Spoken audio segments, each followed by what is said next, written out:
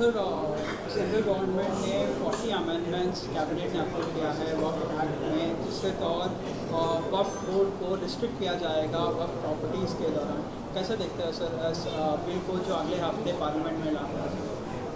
सबसे पहली बात तो यह है कि जब पार्लियामेंट सेशन में है तो सेंट्रल गवर्नमेंट जो है पार्लियामेंट्री सुप्रीमेसी और प्रिविलेजेस के ख़िलाफ़ ये काम करते हुए मीडिया को इन्फॉर्म कर रही है और पार्लियामेंट को इन्फॉर्म नहीं कर रही है। पार्लियामेंट जब चल रहा है तो सरकार का काम है कि इमीडिएटली आप पार्लियामेंट को इन्फॉर्म करते, बजाय इसके कि आपने मीडिया को लीक किया। अब जो मीडिया ने रिपोर्ट किया उसकी बुनियाद पर मैं ये कह सकता हूँ कि ये जो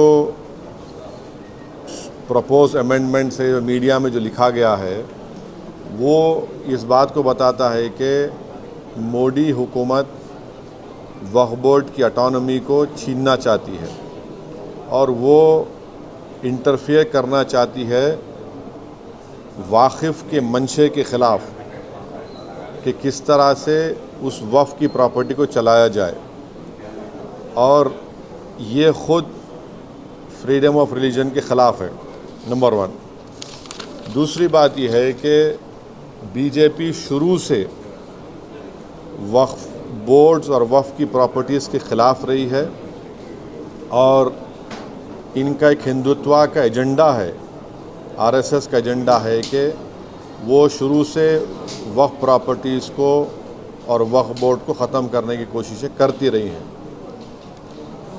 तीसरी बात यह है कि अब जो मीडिया के रिपोर्ट्स के ऊपर मैं अपना ये रिएक्शन दे रहा हूँ कि एक बार किसी प्रॉपर्टी को वक्फ डिक्लेयर कर दिया गया तो हमेशा वक्फ रहता है। तो वक्फ एक्ट जो है 54 का है और 96 का है, जो 96 के एक्ट तो 2013 में अमेंड किया गया। वो सर्वे कमिश्नर को पावर्स देता है और सर्वे कमिश्नर को अपॉइंट कौन करती है? State government. तो सर्वे कमिश्नर वक्फ प्रॉपर्टीज आइडेंटिफाई करता, उसके बाद लिस्ट ऑफ वक्फ प्रिपेयर होती है सर्वे कमिश्नर की तरफ से, और वो सर्वे कमिश्नर जो स्टेट गवर्नमेंट का अपॉइंटी है उसको स्टेट गवर्नमेंट को भिजाता और स्टेट गवर्नमेंट गज़ीट नोटिफिकेशन इशू करती है। तो गज़ीट नोटिफिकेशन खुद एक ऑफिशियल एक्ट है, और अगर गज़ीट नोटिफिकेशन 1 साल तक चैलेंज नहीं होती तो वो फाइनल हो जाती है और नेचर ऑफ वक्फ हो जाता है। इसको ये लोग चेंज करना चाहते हैं, यानी जो पहले से वक्फ हो चुकी हैं प्रॉपर्टीज़ अब दोबारा उनको इस्टेब्लिश करना पड़ेगा कि ये वक्फ है। ये इम्पॉसिबिलिटी है। दूसरी बात यह है कि गज़ीट का जो कंक्लूसिव नेचर है उसको आप डाइल्यूट करना चाह रहे हैं।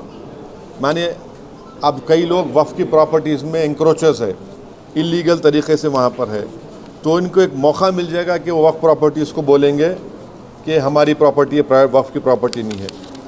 और कोई भी प्रॉपर्टी में ये झगड़े होते हैं कहीं ना कहीं, तो उसको एक एंक्रोचर्स को एक मौका मिल जाएगा। तीसरा न्यूज़ रिपोर्ट ये बोलता है कि अमेंडमेंट इन इस्टेब्लिशमेंट और कंपोजिशन ऑफ वक्फ बोर्ड। तो ये एक्ट खुद ये बोलता है कि हर स्टेट में एक वक्फ बोर्ड होना चाहिए और बोर्ड रिस्पॉन्सिबल होगा उसके एडमिनिस्ट्रेशन और मैनेजमेंट ऑफ वक्फ प्रॉपर्टीज़ के लिए। अब अगर आप अमेंडमेंट करेंगे establishment and composition of Waqf board में तो एक एडमिनिस्ट्रेटिव क्योस होगा, loss of autonomy Waqf board का होगा, और ये गवर्नमेंट का जो कंट्रोल है वक्फ बोर्ड के ऊपर, गवर्नमेंट का कंट्रोल बढ़ेगा तो वक्फ के इंडिपेंडेंस पे एक बहुत बड़ा असर पड़ेगा। चौथी बात उसमें यह है कि वक्फ ट्रिब्यूनल्स है।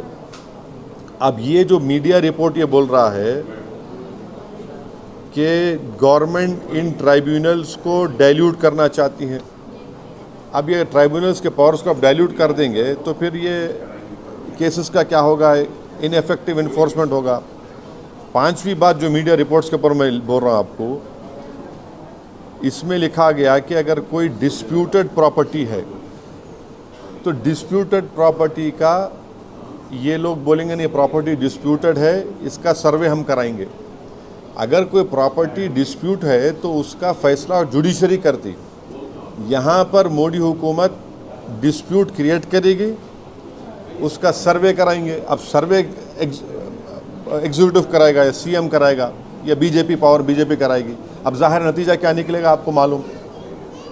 तो ये भी एक तरीक़ा है उस डिस्प्यूटेड प्रॉपर्टीज़ को डिस्प्यूट बनाना, पहले फिर सर्वे कराना उसका, और सर्वे में रिपोर्ट लिख देना कि नहीं ये वक्फ नहीं है।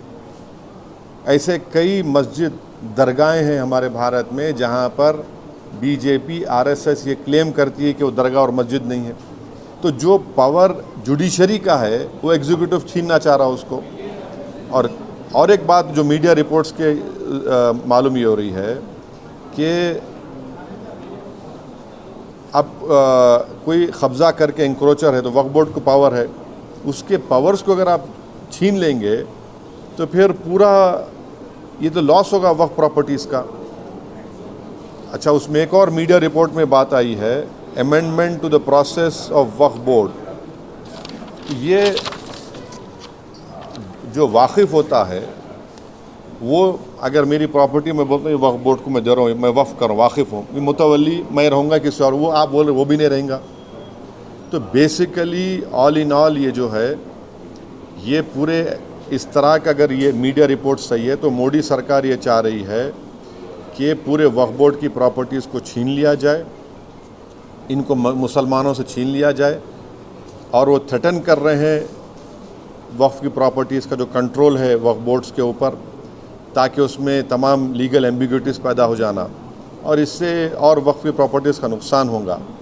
तो अब ये कंप्लीट सिस्टम को जब ये लोग, अगर मीडिया रिपोर्ट्स सही है, चेंज करना चाह रहे हैं, उसमें कुछ ये करना चाहे, तो कोई भी आगे बढ़कर प्रॉपर्टीज़ को वक्फ नहीं करेगा। और आप देखेंगे कि कई मुसलमानों के मस्जिदें हैं, दरगाहें हैं जहाँ पर हिंदुत्व की ऑर्गेनाइजेशन आरएसएस बोलते कि नहीं है वो। तो ये अमेंडमेंट्स लाने का मकसद एक ही है कि एक तो वक्फ प्रॉपर्टीज़ को छीन लिया जाए, दूसरा फ्रीडम ऑफ रिलीजन के ख़िलाफ़ काम कर रहे हैं, और डिस्प्यूट अगर है तो जुडिशरी डिसाइड करेगा, एग्जीक्यूटिव कैसा करेगा। तो ये चीज़ें हैं जिसका हम अपोज करते हैं इसको। Sir, the proposed amendments also say that it aims to enhance inclusivity of by ensuring women's representation on the Central Waqf Council and the state boards. How do you see this? See, this is the real reason of doing it is not that. The real reason is interference in freedom of religion and the reasons which I have just mentioned to you.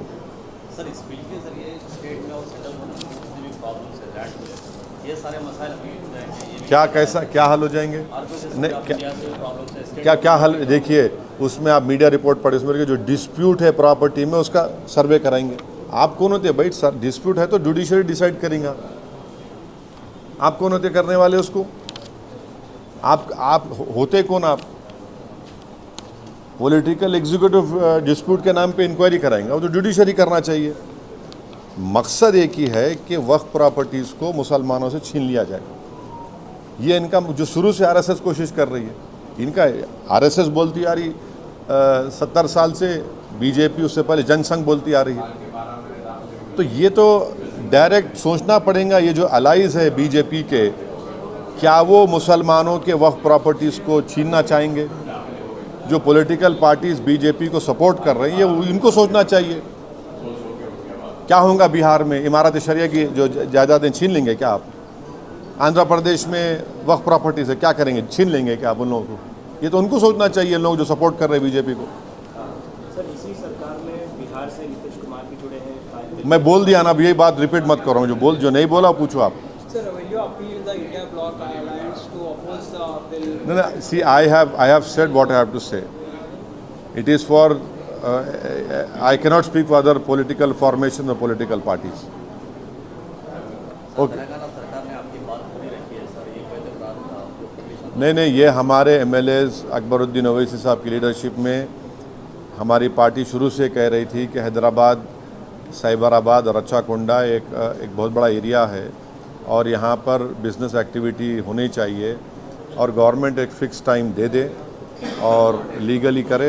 हम welcome करते जो decision chief minister लिए MIM के representation के ऊपर। इससे गैर ज़रूरी के तमाम जो इस्टेब्लिशमेंट्स हैं उनका हरासमेंट रुकेगा और सही तरीके से वो काम करके अच्छा कर सकेंगे।